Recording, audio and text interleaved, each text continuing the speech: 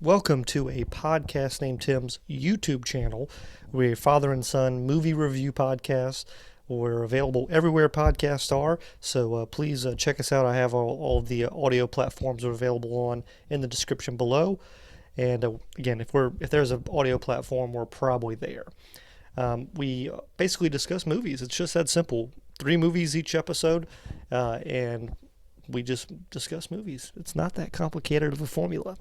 We hope that you will enjoy, subscribe to both the YouTube channel and the podcast wherever you listen to it on, and enjoy both. We've decided to take our audio episodes and put them onto YouTube, but in a shorter format, kind of a clip show in some respects, because some of the episodes can get in the 45 to hour range. And so we decided to make this where it's just a particular movie. So if there's one movie you want to hear and you don't care about the other movies, you can just come here and listen to that.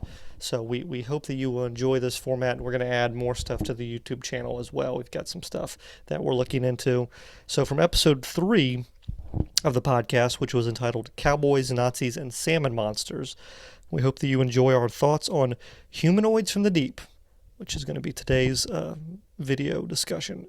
And again, please do rate and review the show and like it and share it and all that good stuff. And of course, we do have Facebook and Twitter and Instagram, and that's podcast named Tim. So check those out as well. Thank you. Which was Humanoids from the Deep. Why this movie? Why did you pick this movie for me? It's Roger Corman. So right there, you know you're going to get something. It's 1980. Mm-hmm. Love 80s movies. Mm-hmm. My best friend growing up and I watched this movie. This was one of the first ones we watched on their dad had the Star Channel, which was like an early HBO. I think it's the movie channel now.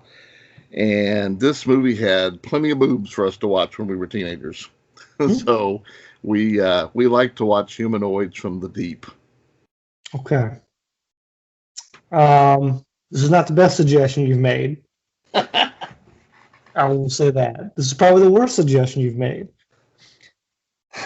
So, to subscribe or to tell you what the plot was, you should definitely subscribe to the podcast. But to describe what the movie was about, it is a small fishery town. I guess it's supposed to be Northern California, lower part of Oregon, and they are getting a cannery. And it's not the town is also not doing very well economically. So they're getting this big cannery, so all the fishermen are going to be happy, employed, jobs, all that good stuff. Bad news, the evil corporation that is this cannery has been flooding the waters with genetically modified salmon and other fish.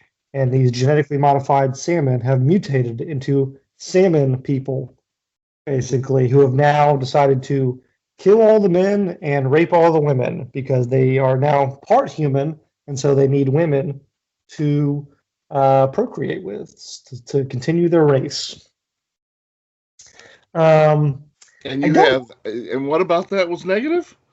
So the premise is not bad. It's a movie. It's a movie I should like. It's just like we talked about with Thanksgiving last week. You know, it's campy, but it was like a boring campy. It lacked a personality and an identity in some respects. And I don't know if that's something I can quantify or put into words. It just seemed to lack self-awareness and about what it was, and just something was missing, and I can't put my finger on it. I'm thinking it's because you're out of puberty. No, because there's bad movies I watch now and enjoy. I didn't cry in this movie, so that's a step in the right direction. Not even, well, look, first of all, it started right out with a bang. You did the ultimate heel move. You killed a child and you killed some dogs. Okay, I was going to say, 1, I was very happy it got right to the point. 2, I've never seen more dogs killed in a movie. I don't think there's that. They may be a record there. I don't know what the body count of dogs is, but it had to be like 6 or 7. Yes. Because monster in your face. It was pretty graphic with the dog killing. They killed the kid, and then killed a dog. I mean, come on. I'm not denying that the monster wasn't evil. It just, again, I can't put my finger on it. Something was missing from this film. Also, before we get any further, I should say I watched it on Amazon Prime. So that's where it was. And then with the other movie, King of the Cowboys, that is also on Amazon Prime and a bunch of other places. There's like a huge Roy Rogers collection. You can watch all of the good, wholesome American films and just feel great about yourself and listen to singing cowboys all day long. You accidentally said Roy Rogers instead of Roger Corman. Oh, yeah, I know what I meant. I knew what I meant. But I will say, well, one of the weird things that stuck out to me about Humanoids from the Deep was Vic Morrow being in this movie. Do you know who Vic Morrow is? Are you talking to me? Of course I do. He's the one that had dandruff in the Twilight Zone movie. No, more important. He was in something more important. Vic Morrow. You know what? I don't know what else he was in. I mean, I know he was in older movies. I don't know what you'd be thinking of. Vic Morrow was in Message from Space. You've seen the Message from Space. I'm pretty sure I've made you watch Message from Space. If you have not, that will be a future homework assignment. I don't know Message from Space. Oh, okay. Quick synopsis, because it's going to get assigned to you sooner rather than later, probably. It is Japan decided to make their own version of Star Wars, and it was like a big budget, terrible movie about like some seeds. But anyway, Vic Morrow's in that, and that's where I recognized him from, because I was looking at it and I was like, "Is that the dude from Message from Space?" And I kept looking it up. It's got a great movie poster, if I remember correctly. But and actually, I will say this movie, Humanoids from the Deep, had a great movie poster with the girl on the beach and the lies in the background. Love it. I'm a sucker for a good movie poster. So it's like you said, they kill off a kid, they kill off a dog. There's also like a weird like racism plot line in this movie for some reason, which I didn't think was necessary. Apparently, that's what Vic Morrow did, because he was also played that in Twilight Zone. So. Oh, really? Okay. Yeah.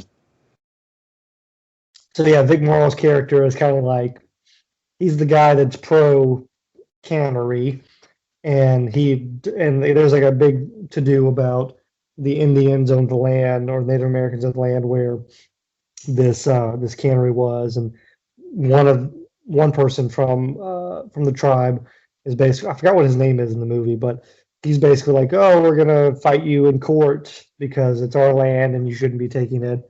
And he's just like basically says like racist stuff to him throughout the movie. And they also kill his dog because they think he killed all the dogs instead of yeah. Well, of course yeah, they blamed him because they didn't like him. Another odd thing that stuck out to me about this movie: the son of the main character, whatever the last name is, it doesn't matter. The blonde hair guy that he goes with the Indian to their place. You know what I'm talking about? Yes. Yeah. The whole time I'm watching this movie, all I could think of was, this guy looks like a knockoff Mark Hamill. That's all I kept thinking about. A little bit. The dad kind of looked like he wanted to be William Shatner, and then the son looked like he wanted to be Mark Hamill. That's all I kept thinking about the whole movie.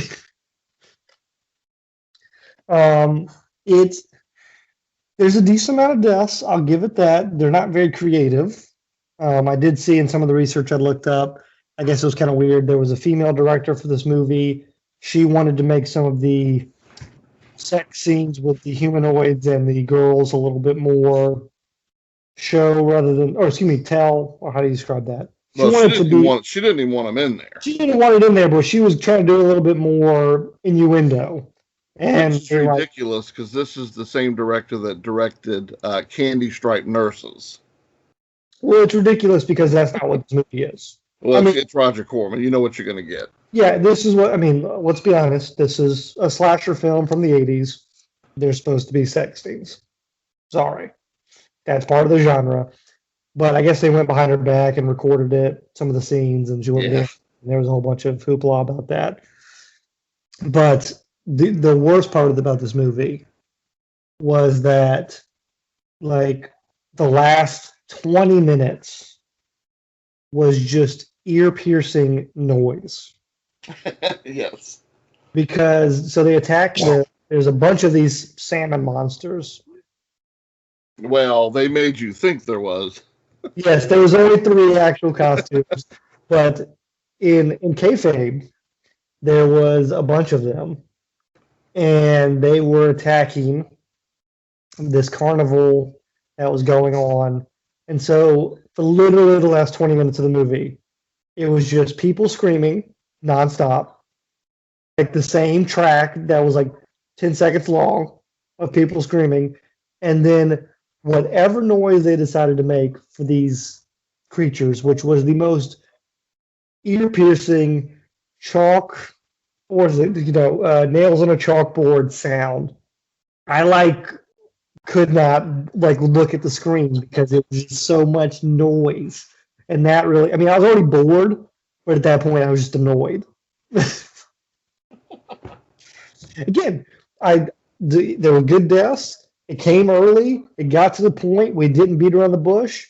I guess we should talk about the big pop at the end. This movie, unlike Sleepaway Camp, which we talked about earlier on episode 2, that movie earned its keeping it spoiler free. This movie did not. The big spoiler at the end is that one of the girls that got raped by the humanoids, basically you find out she was pregnant and she has one of the babies from the half human, half humanoid, and it pops out of the stomach. Very aliens. It wasn't very good special effects, in my opinion, with that. But I think I was also realized at that point I was just disappointed because I was like, oh man, that should have been more of the movie. We needed the suspense of following the pregnant ladies and having one of them half human things walk around. That would have been a better movie to me. So it needs a sequel, is what you're saying. It needs a sequel. It needs a remake and a reboot because that's what's in right now. There is a good movie here. I just don't think it was executed properly. I'll agree with that. It definitely was not the same movie. When I saw the movie poster as I was scrolling through Prime, and it brought up memories of the 80s and watching this. When I watch it now, it's definitely not the same movie that I saw then. Right. I still enjoyed it, but it's not the best movie I've ever seen. Right. So, side note before we get to your movie, which is King of the Cowboys, I did watch another movie this week. It was a movie that I was going to assign to you in the future. I've decided it is shitty enough to where I'm not going to assign it to you. So I'm saving. I appreciate that. Yeah. So now you know what you're going to do. You're going to make me curious enough to go watch it. Well, let me just tell you what it is. I teased it a couple episodes ago. I said that I was going to give you a movie from an Academy Award-winning director. Oh, yeah. This was this movie. Okay. The directorial debut of this Academy Award-winning director, Peter Jackson. Okay. Did you watch Death what's it called? Dead Alive? No, this is before that. Oh, okay. This is his first movie. He got him and his friends, I think, filmed it over weekends, basically over 4 years, and they got some grant money from the New Zealand government to put it in Cannes and some other film festivals. I know this. I know what his movies were. Bad Taste. Have you seen Bad Taste? Oh, yeah. Have you? It's a piece of shit. I've seen parts of it. I've never seen the whole thing. And again, I watched it because I believe the movie poster had the monster with his middle finger up and holding the shotgun or the MK or whatever. Yeah, so the premise of the movie is aliens are on Earth. They're here to abduct us and use us for their food source. It's a cookbook, and we're there for a fast food chain. So it's supposed to be like a comedy, a horror comedy. Visually, so there were some good shots in it. It was actually technically done fine. It was just boring. The one really cool part about it was Peter Jackson breaks open his skull at one point, and the back of it keeps opening up, and some of his brain's falling out, and he keeps picking it back up and putting it back in, and then closing it. He's finding different ways to keep it closed with like hats and belts and stuff. So that bit is interesting and kind of fun, but it was a slog to get through, and not funny. So, and that's not scary. The aliens are kind of like, before you get the reveal of what they look like, are kind of just like zombies almost. So it was rough, man. I saved you from that one. Well, now I'm gonna go finish it. It's luckily half the length of all of his other movies. Oh yeah, well. So what is it? 4 hours long? Yeah, exactly. Yeah, so it's only an hour and a half. It took me a lot of viewings. Well, have you seen Dead Alive? No, I have not seen Dead Alive. I love Dead Alive. Dead Alive's got a really great scene that we'll talk about sometime. That I can still, it's one of the best murder scenes by Lawn Equipment that I've ever seen. Better than The Happening? What's that? Better than The Happening? I'm trying to remember what happened in The Happening. The guy lays down in front of the lawnmower. Oh yeah, better than that.